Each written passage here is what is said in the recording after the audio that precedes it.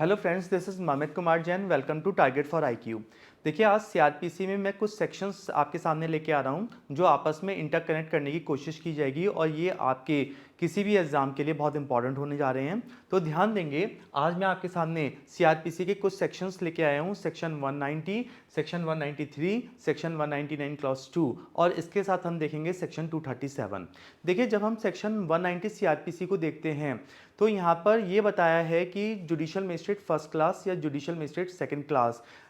तीन ग्राउंड्स पे किसी भी ऑफेंस में कॉग्निजेंस ले सकते हैं। एक, पुलिस रिपोर्ट पे, कंप्लेंट पे और मजिस्ट्रेट की अपनी खुद की व्यक्तिगत जानकारी पे या किसी व्यक्ति की इंफॉर्मेशन पे कि कोई ऑफेंस कमिट हुआ है, तो इन ग्राउंड्स पे जुडिशियल मजिस्ट्रेट फर्स्ट क्लास या सेकंड क्लास कॉग्निजेंस ले सकते हैं। और जनरल रूल हमारा यही है कि कॉग्निजेंस लेने की जो पावर है वो जुडिशियल मजिस्ट्रेट फर्स्ट क्लास या सेकंड क्लास को है। लेकिन सेकंड क्लास जुडिशियल मजिस्ट्रेट को भी ये पावर तब है जब सेक्शन 190 क्लॉज 2 में जैसा मेंशन किया गया है कि जब सीजीएम उनको ऑथराइज करते हैं तभी जुडिशियल मजिस्ट्रेट सेकंड क्लास किसी ऑफेंस में कॉग्निजेंस ले सकते हैं। लेकिन ये एक जनरल रूल है। लेकिन यदि हम ये जानना चाहें कि क्या कोर्ट ऑफ सेशन को किसी ऑफेंस में कॉग्निजेंस लेने की पावर है या नहीं, तो इसके लिए हमें सेक्शन 193 देखना चाहिए। और सेक्शन 193 जनरल रूल ये कहता है, सेक्शन 193 का एक जनरल रूल है जो ये कहता है कि जब तक ही कोई मैटर कॉग्निजेंस के लिए कोर्ट ऑफ सेशन को कमिट नहीं किया जाता, कोर्ट ऑफ सेशन उस मामले में कोई भी कॉग्निजेंस नहीं लेंगे। लेकिन इसके भी सेक्शन 193 में दो एक्सेप्शन बताए गए हैं। यानी कि पहला एक्सेप्शन ये कि यदि सीआरपीसी में एक्सप्रेसली कहीं ये बात लिख दी गई है कि कोर्ट ऑफ सेशन उस मैटर कमिट हुए बिना भी उसमें कॉग्निजेंस लेंगे, तो फिर कोर्ट ऑफ सेशन उस मैटर में कॉग्निजेंस लेंगे। और इसका एग्जाम्पल हम सीआरपीसी में ही देखते हैं सेक्शन 199 क्लॉज 2 में। यानी कि 193 का जनरल रूल तो ये है कि कोई कोर्ट ऑफ सेशन मामला कमिट हुए बिना कभी भी कॉग्निजेंस नहीं लेंगे। लेकिन जैसा मैंने आपको बताया कि यदि सीआरपीसी में कहीं एक्सप्रेसली ये बात लिख दी गई है कि court of session matter commit हुए बिना भी कॉग्निजेंस लेंगे, तो फिर वो कॉग्निजेंस लेंगे। और ये बात हमें एक्सप्रेसली सेक्शन 199 क्लॉज 2 में देखने को मिलती है। या फिर सीआरपीसी के बाहर किसी स्पेशल लॉ में यदि एक्सप्रेसली ये बात लिखी है कि कोर्ट ऑफ सेशन मामला कमिट हुए बिना भी कॉग्निजेंस लेंगे, तो लेंगे। जैसे जैसे यहाँ पर मैं स्पेशल एक्ट की जब बात करता हूँ तो इसका मतलब ये कि मैं सीआरपीसी की बात नहीं कर रहा हूँ। और यदि किसी स्पेशल एक्ट में ये बात एक्सप्रेसली लिखी है कि कोई भी मैटर कमिट हुए बिना कोर्ट ऑफ सेशन ही उस मामले में कॉग्निजेंस लेंगे, तो लेंगे। जैसे इसमें मैं कुछ एग्जाम्पल आपके सामने लेके आ रहा हूं, जैसे एनडीपीएस एक्ट, गैंगस्टर एक्ट आपके सामने है, एससी एसटी एक्ट। ऐसे बहुत सारे स्पेशल एक्ट हैं जिनमें स्पेशली बात लिख दी गई है कि कोर्ट ऑफ सेशन मामला कमिट हुए बिना भी उसमें कॉग्निजेंस लेंगे। तो देखिए, जनरल रूल हमारा ये था कि 190 में कॉग्निजेंस लेने की जो पावर दी गई है वो जुडिशियल मजिस्ट्रेट फर्स्ट क्लास या सेकंड क्लास को दी गई है। लेकिन 193 ये कहता है कि यदि कोई मैटर कॉग्निजेंस के लिए कोर्ट ऑफ सेशन को कमिट किया जाता है तो कोर्ट ऑफ सेशन भी उस मैटर में कॉग्निजेंस ले सकते हैं। लेकिन दो मामलों में, जैसा मैंने आपको यहां पर बताया है, दो मामलों में कोर्ट ऑफ सेशन मामला कमिट हुए बिना भी कॉग्निजेंस ले सकते हैं। एक, यदि सीआरपीसी में एक्सप्रेसली बात कहीं लिख दी गई है या किसी स्पेशल एक्ट में ये बात कहीं लिखी गई है। लेकिन जब हम सेक्शन 199 क्लॉज 2 को देखते हैं तो ये क्या कहता है, ये देखिए डेफेमेशन की बात करता है। और ये भी ध्यान रखिएगा कि ये जो डेफेमेशन का ऑफेंस है ये हम किसके अगेंस्ट कर रहे हैं, ये कर रहे हैं president of India, vice president,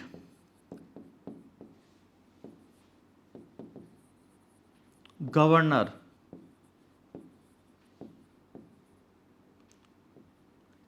administrator of union territory,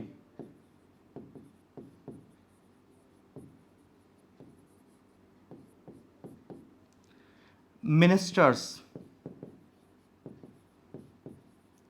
चाहे वो सेंट्रल गवर्नमेंट के हों या स्टेट गवर्नमेंट के हों। और इसके बाद पब्लिक सर्वेंट की बात की जा रही है, लोक सेवकों की बात की जा रही है।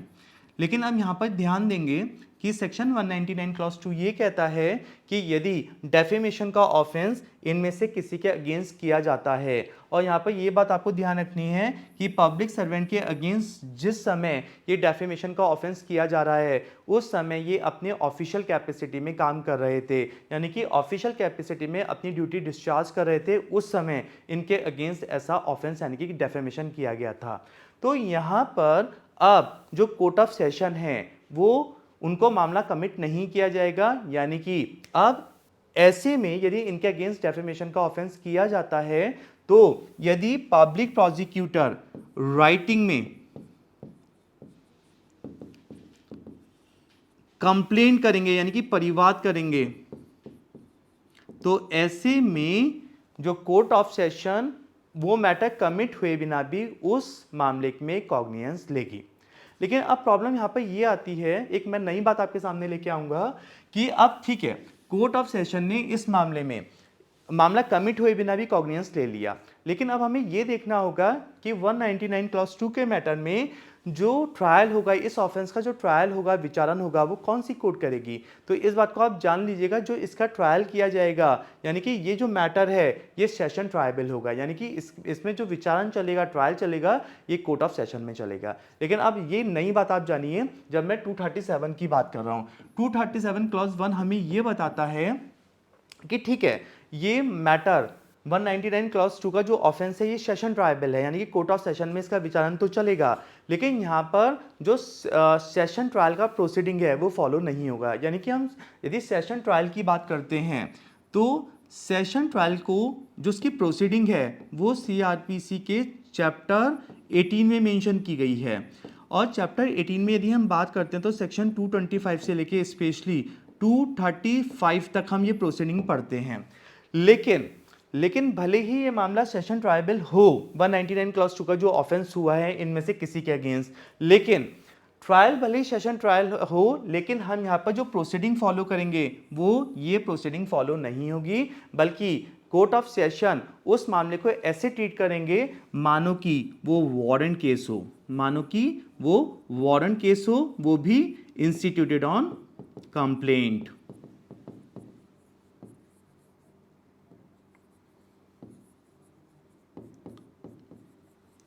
यानी कि देखिए जनरल रूल आप सब जानते हैं कि यदि वो सेशन ट्रायबल केस है तो इसमें जो सेशन ट्रायल की प्रोसीडिंग होती है वो 225 से लेकर 235 फॉलो होती है, लेकिन इस मामले में 199 क्लॉज 2 का जो ऑफेंस इनमें से किसी के अगेंस्ट हुआ है, भले ही वो कोर्ट ऑफ सेशन उसका ट्रायल करेगी, लेकिन जो प्रोसीडिंग है वो ये प्रोसीडिंग फॉलो ना करके उसे ऐसे ट्रीट करेगी मानो कि वो वारंट केस है, और warrant case instituted on complaint, तो इसे ऐसे ट्रीट किया जाएगा। अब प्रॉब्लम यहाँ पर ये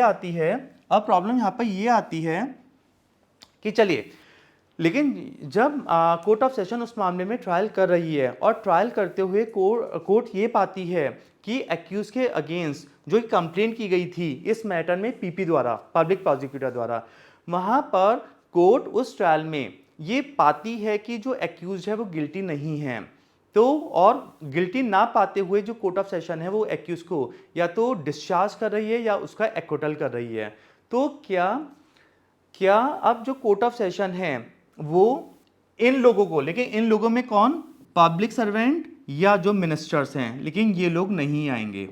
इनकी हम बात नहीं करेंगे। यदि कोर्ट ऑफ सेशन ये पाती है कि एक्यूज के अगेंस्ट मामला नहीं बनता, यानी कि वो एक्यूज को डिस्चार्ज या एक्विटल कर रही है, तो क्यों ना तब वो मामला इन चारों के अगेंस्ट तो नहीं होना चाहिए, प्रेसिडेंट, वाइस प्रेसिडेंट, गवर्नर या एडमिनिस्ट्रेटर ऑफ यूटी, लेकिन यदि वो मामला मिनिस्टर या पब्लिक सर्वेंट से रिलेटेड था तो क्या कोर्ट ऑफ सेशन अब इनको नाम एक सो कॉज नोटिस इशू कर सकती है कि क्या हम आपसे या आपसे, जैसा भी केस हो, क्यों ना हम आपसे, आपके द्वारा एक्यूज को कंपनसेशन दिलाएं या ना दिलाएं, यानी कि क्योंकि आपने बिना किसी रीजनेबल ग्राउंड के एक्यूज के अगेंस्ट कंप्लेंट करवाई है और हमने ये पाया कि उसने ऐसा ऑफेंस नहीं किया है, तो उसको, जो एक्यूज को ऐसे कंप्लेंट से जो प्रॉब्लम्स हुई हैं उसके लिए क्यों ना हम आपसे या आपसे, एज द केस में भी, क्या हम आपसे एक्यूज को कंपनसेट कराएं या ना कराएं। और जब इनके द्वारा वो रीजंस कोर्ट में पेश किया जाता है और कोर्ट आपके रीजन से सेटिस्फाइड नहीं है, तो क्या अब कोर्ट इनमें से ये ऑर्डर दिया जा सकता है कि आप एक्यूज को मैक्सिमम 1000 रुपये कंपनसेट करेंगे। तो इस बात को जान लीजिएगा। तो यदि कोर्ट ऑफ सेशन ये पाती है ड्यूरिंग ट्रायल कि एक्यूज के खिलाफ कोई मामला नहीं बनता और वो मामला इन चारों के ये चारों यहाँ पर एग्रीव नहीं है, तो ऐसे में वो मिनिस्टर या पब्लिक सर्वेंट जैसा भी मसला हो, इन्हें ये ऑर्डर दे सकती है कि आप एक्यूज को कंपनसेट करेंगे, लेकिन वो कंपनसेशन का ऑर्डर 1000 रुपये से ज़्यादा का नहीं हो सकता। अब जो इन्हें कंपनसेशन का जो ऑर्डर दिया गया है, यदि कोई इस ऑर्डर से अपने आप को एग्रीड मानता है तो वो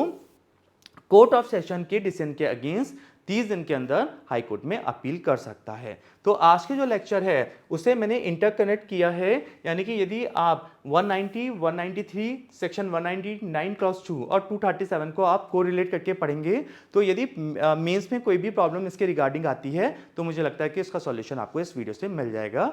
अब इस बात को मैं आपको ये कहना चाहूँगा चलते चलते कि हमारा जो टारगेट फॉर आईक्यू जो ऐप है इसे आप प्ले स्टोर से डाउनलोड कर सकते हैं और साथ ही साथ हमारे चैनल को आप सब्सक्राइब भी करते रहिएगा। और यदि कोई भी आपको कोई फर्दर कोई क्वेरी है तो हमारे इस वीडियो के डिस्क्रिप्शन में फ़ोन नंबर है, आप हमसे कांटेक्ट कर सकते हैं। Thank you so much.